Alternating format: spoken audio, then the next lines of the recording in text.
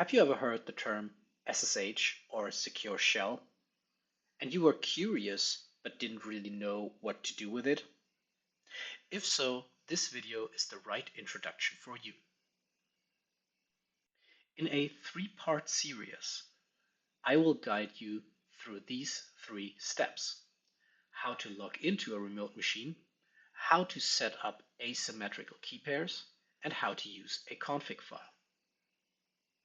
SSH is the name of a protocol that connects a remote computer to a local machine.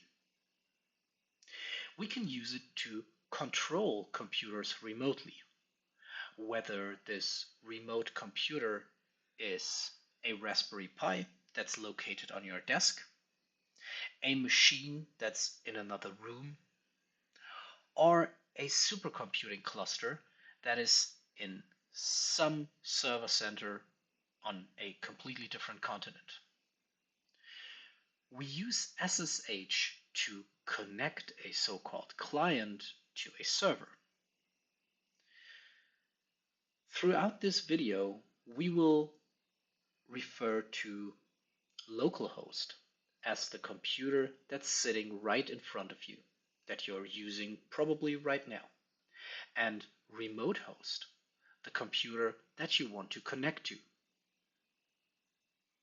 In order for us to be able to connect to a remote host, this has to have an SSH server installed, such as OpenSSH. Furthermore, we need an SSH client software that needs to be installed on our localhost. If you're running Windows 11, Mac OS, or Linux, this is usually already installed by default. Assume you are sitting in front of your computer, your localhost, day in and day out, and you're using it as your regular computer. Somebody else now offers you a really great computer that is located somewhere else. It might have a lot of storage, a lot of compute power, or a very special GPU functionality. You don't always want to run to that computer and work in front of it, but you want to use it maybe from your office, from your home, or from anywhere in the world. In order for you to connect to that machine, you have to make sure that you have a functioning TCP/IP network connection between your local machine and the remote machine. If you set up a remote machine in your own local network, you can access your machine over this local network. If you get a machine from a cloud provider, you will be able to access it via the internet. The remote machine is usually identified by an IP address. Now let's summarize those prerequisites. You need a local machine with an SSH client installed and a remote machine that is reachable via a network. This can be another computer in your local network, a computer from a cloud provider, or some other machine. If you don't know how to get one, you can just drop me an email. Furthermore, you need a user account on that remote machine. So the administrator of that remote machine has to generate a user account for you. And also the remote machine has the OpenSSH server installed. If you want to revisit all of the steps in this video or in the upcoming videos, you can also check out these GitHub repositories, the link to which is in the description. Let's start our little experiment by firing up our Windows command prompt.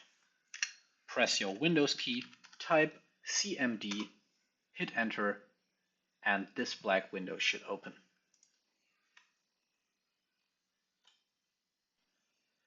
We want to use the terminal emulator on our local host to display the shell of the remote host.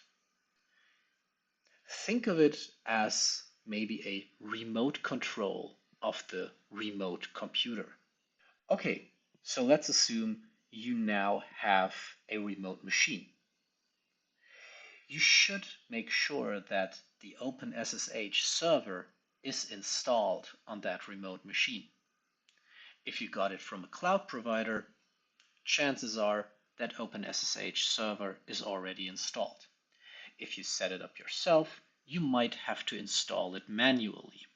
The second thing that you have to make sure is that you have a user account on the remote machine, consisting of a username and a password.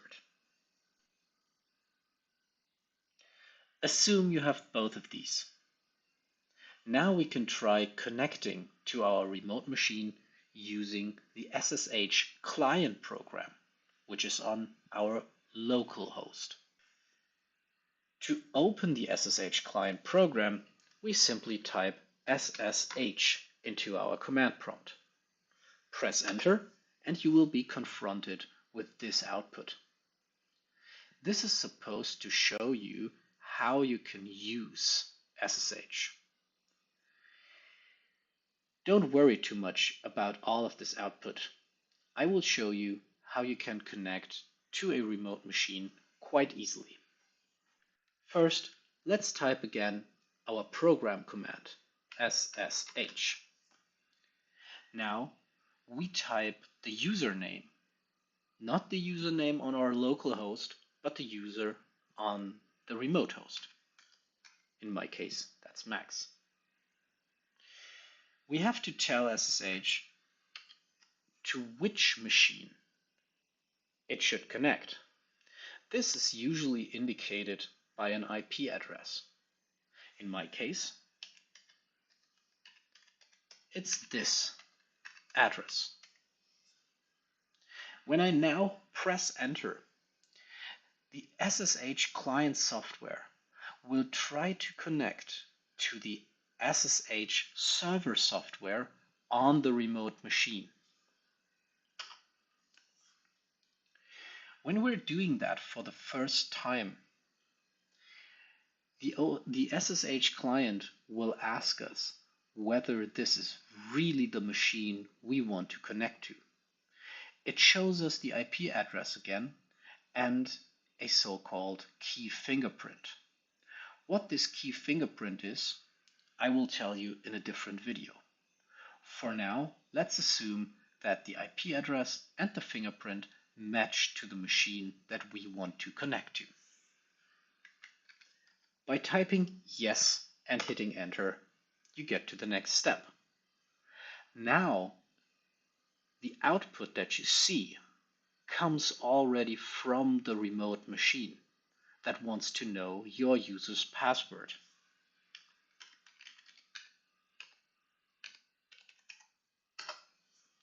Typing in the password connects you to the remote machine. You can see that my command prompt changed. Now I can execute every Linux program on this remote Linux machine as if this machine was standing in front of me. In order to get back to my Windows machine, I simply type exit. This was the first step of our SSH journey. If you want to revisit the steps in a written form, check out the GitHub repository that I link in the description. In order to get more SSH content, check out my channel. See you there.